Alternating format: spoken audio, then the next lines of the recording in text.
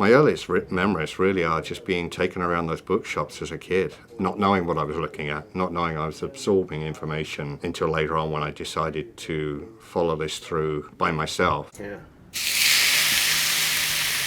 It started off in London in the early 1900s. My grandfather worked for some of the major binderies, and then after the Second World War went out on his own.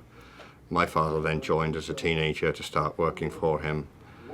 And despite not wanting to follow into the trade, he ended up being pulled into the trade and just carried on working for him.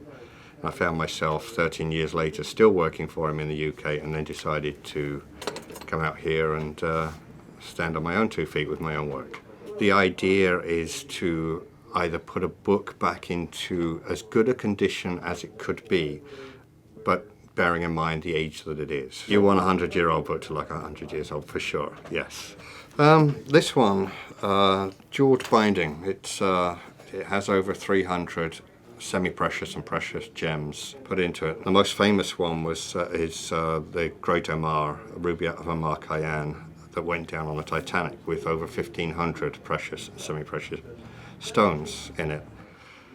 It was a period in time where turning books into furniture became a very, very big thing. If you can see, we have just a gilt edge, as you would find on a book. And then, let's see if I can do this from here.